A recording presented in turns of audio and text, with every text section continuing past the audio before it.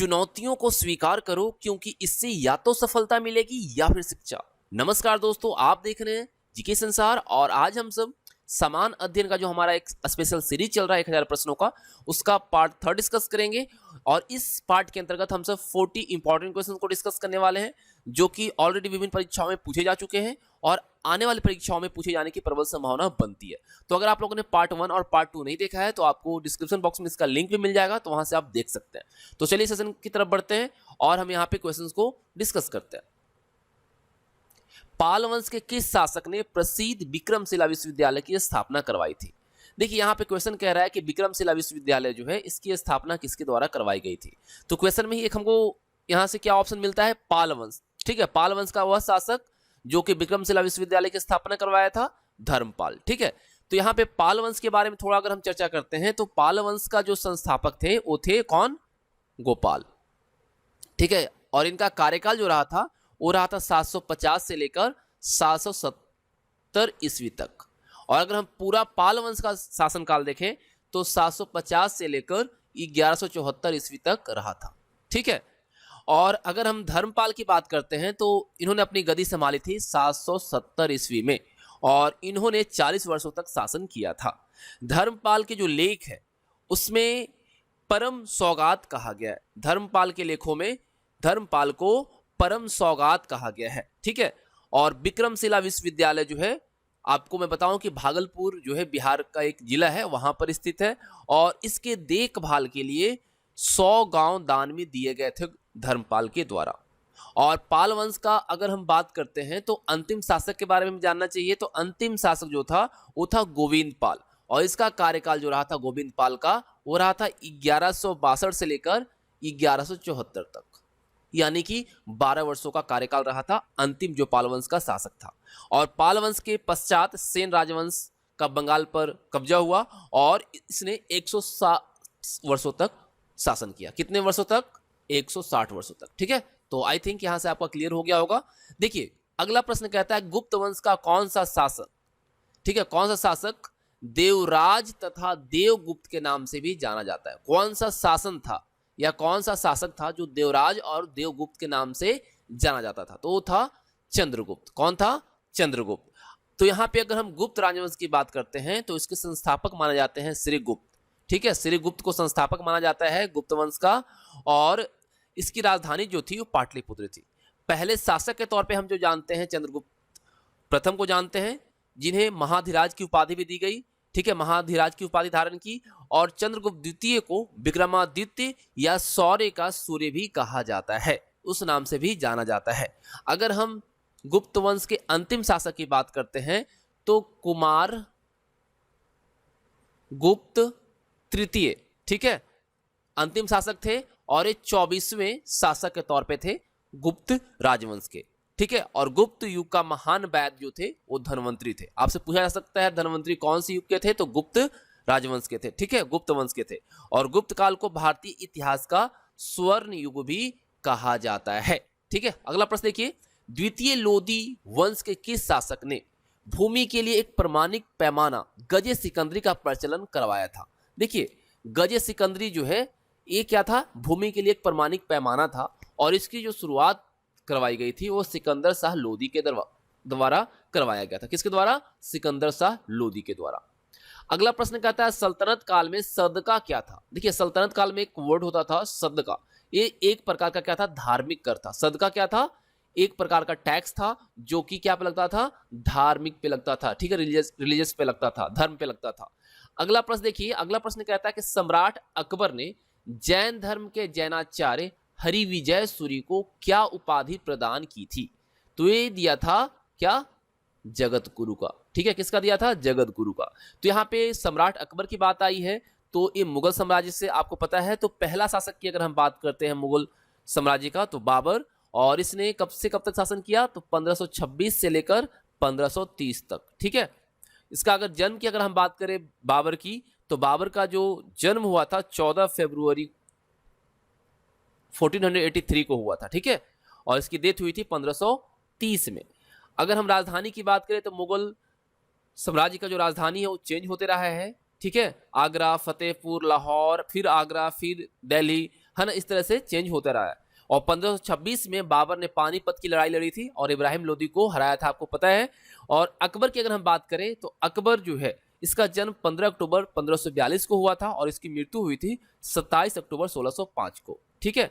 और अगर इसका हम राज्यकाल देखते हैं तो 11 फरवरी 1556 को इसने गद्दी संभाली थी और 27 अक्टूबर 1605 तक यानी मृत्यु तक ये काबिज रहा था। और अगर हम अंतिम शासक की बात करते हैं मुगल शासक का तो बहादुर शाह जफर था, ठीक है, इस चीज को भी आप मेंशन कर लीजिएगा, ठीक है। चलिए आगे बढ़ते हैं।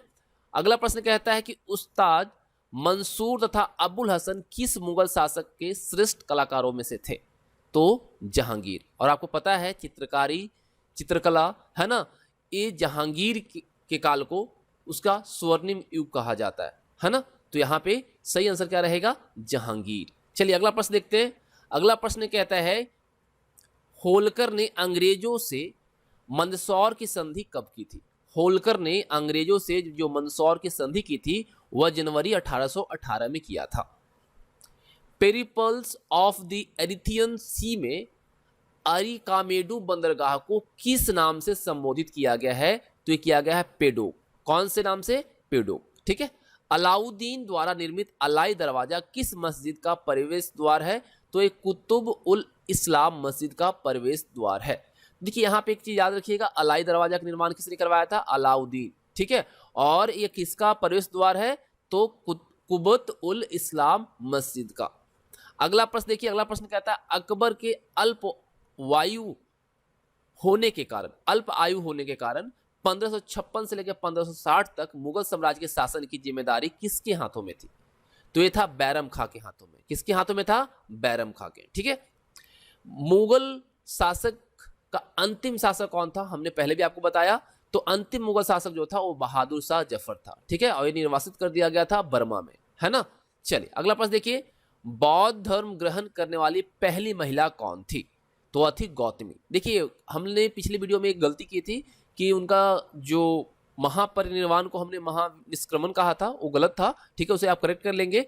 तो यहाँ पे अगर हम बौद्ध धर्म की बात करते हैं तो बौद्ध धर्म के संस्थापक आप सबको पता है कौन है? गौतम बुद्ध है ना। गौतम बुद्ध है। और अगर इनका जन्म का हम बात करते हैं तो इनका जन्म जो हुआ था लुम्बिनी नेपाल में हुआ था और इनका जो नाम है वो क्या था? बचपन का सिद्धार्थ था। लेकिन अगर आपसे पूछा जाए कि इनका जो जन्म हुआ लुम्बिनी में वो हमें कहाँ से प्राप्त होता है, कहाँ से जानकारी मिलती है? तो अशोक के रुमेनदेई जो स्तंभ लेख है वहां से हमें ज्ञात होता है कि गौतम बुद्ध का जो जन्म है वो लुम्बिनी में हुआ है।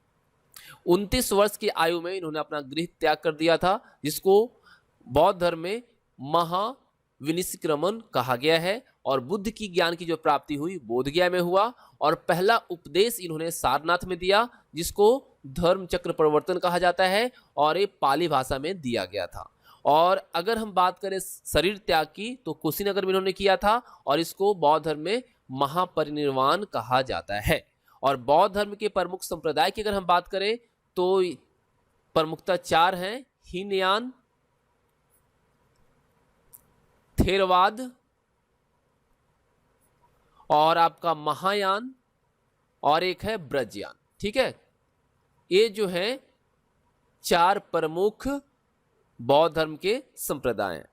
अगर हम गौतम बुद्ध के पिता की बात करें तो सुदोधन थे, माता माया देवी थी और जन्म के 5वें दिन बुद्ध को सिद्धार्थ नाम दिया गया था। बहुत इंपॉर्टेंट प्रश्न है कि अगर आपसे पूछा जाए कि बुद्ध को जन्म के कितने दिन बाद सिद्धार्थ नाम दिया गया था, तो 5वें दिन दिया गया था। और माता का देहांत जो है जन्म सप्ताह में यानी कि जन्म के उसी सप्ताह में हो गई थी, तो इस वजह से उनका जो पालन पोषण है उनकी मौसी प्रजापति गौतमी के द्वारा किया गया था।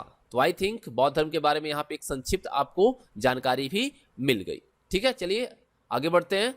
अगला प्रश्न कहता है कि किस सातवाहन नरेश ने गाथा सप्तशती नामक महत्वपूर्ण कृति की रचना की है?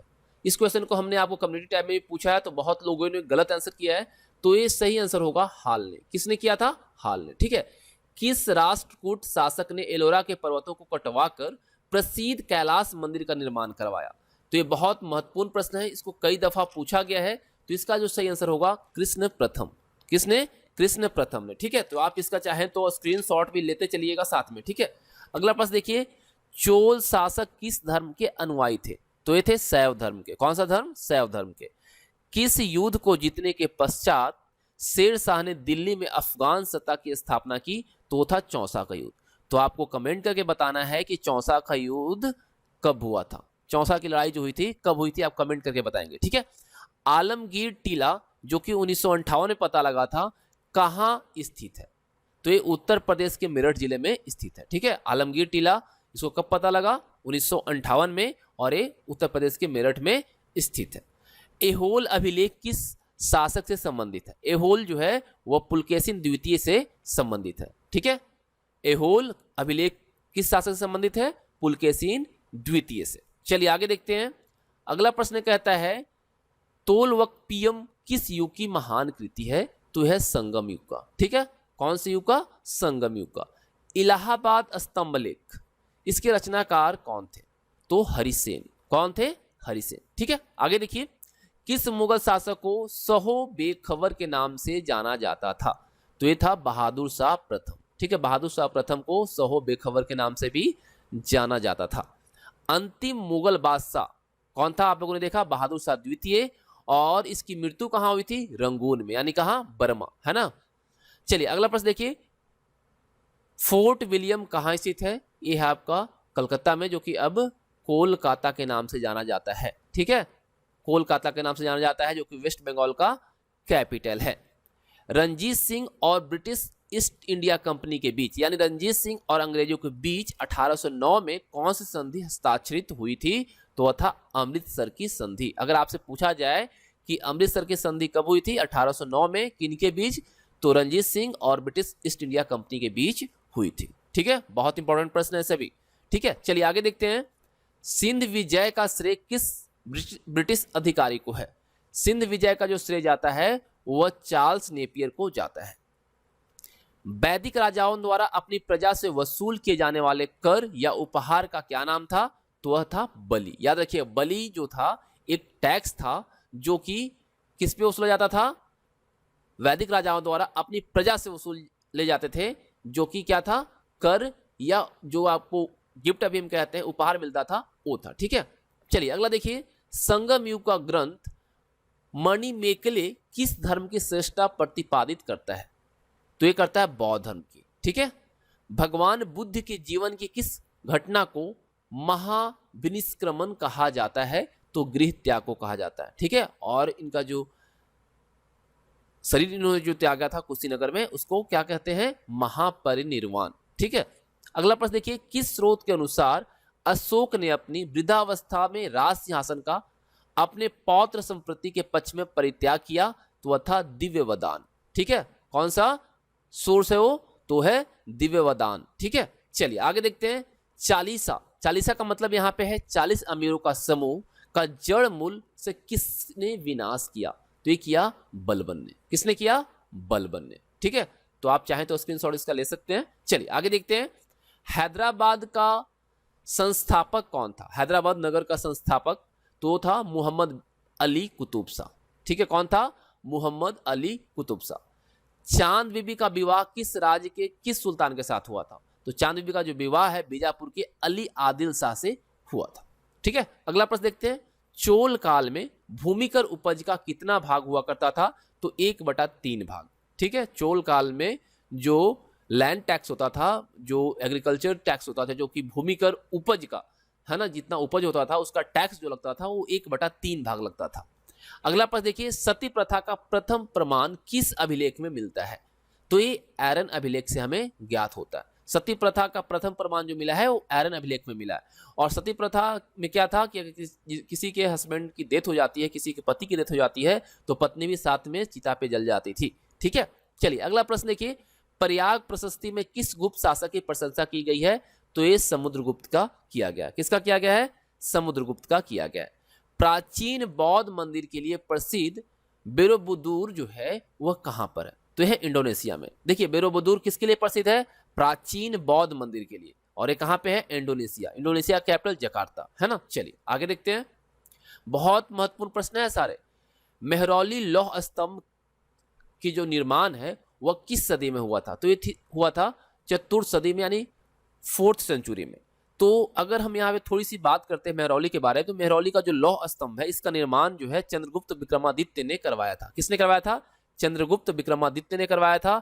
और इसकी खासियत मैं बताऊं आपको कि इस लौह स्तंभ की खासियत यह है कि इसमें 98% जो है आपका आयरन है, यानी लोहा है, फिर भी इसमें जंग नहीं लगता है और अभी तक जंग नहीं लगा, ये इसकी खासियत है। अगला प्रश्न देखिए, कारकोट वंश का सबसे शक्तिशाली शासक कौन था? तो था ललितादित्य मुक्तापीड। ठीक है, कौन था? ललितादित्य मुक्तापीड। अगला प्रश्न देखते हैं, और उससे पहले थोड़ा सा मैं आपको बता दूं कारकोट वंश के बारे में। ये जो वंश है इसकी स्थापना 625 ईस्वी में हुआ था और इसकी राजधानी थी श्रीनगर और एक और राजधानी था परिहासपुर। ठीक है, परिहासपुर भी इसकी राजधानी थी। और आपको मैं बताऊं कि ये कश्मीर का एक कायस्थ राजवंश था और गोनंद वंश के बाद कश्मीर पर अपना ये आधिपत्य जमाया था। कारकोट पुराणों में वर्णित एक प्रसिद्ध नाग का नाम है और उसी के नाम पर इस वंश का नाम कारकोट वंश पड़ा है। ठीक है, अब देखिए अगला प्रश्न है कि गोविंद अब क्या देर है, प्रण का समय जाता टला, किसने किससे कहा है? तो ये कहा है जयद्रथ, और किससे कहा है? कृष्ण से। ठीक है, जयद्रथ ने कृष्ण से ये बात कही है। अगला प्रश्न है, उत्पल वंश का संस्थापक कौन था? तो था अवंती वर्मन। ठीक है, उत्पल वंश कश्मीर का एक राजवंश था। ठीक है, और अगर इसका हम देखते हैं शासन का काल, तो 855 ईस्वी से लेकर 939 ईस्वी तक रहा है। ठीक है, और आपको ये भी जानना चाहिए कि उत्पल वंश का जो उद्गम हुआ यानी जो आया, वो अंतिम कारकोट राजा को हराकर और उनसे बागडोर छीना गया है और उत्पल वंश का स्थापना हुआ है। और ये किसने किया है? अवंती वर्मन ने। तो इस तरीके से जो यहाँ पे पार्ट 3 के अंतर्गत 40 इंपॉर्टेंट क्वेश्चन थे जो कि आपकी परीक्षाओं के लिहाज से काफी महत्वपूर्ण है, कंप्लीट होते हैं। और आई विश कि आप सबको सेशन पसंद आया होगा, क्वेश्चंस पसंद आए होंगे तो वीडियो को लाइक और अपने दोस्तों के साथ शेयर कीजिएगा और जो भी आपका सुझाव हो हमें कमेंट बॉक्स में दीजिएगा। थैंक्स फॉर वॉचिंग, मिलेंगे आप सभी के साथ नेक्स्ट वीडियो में।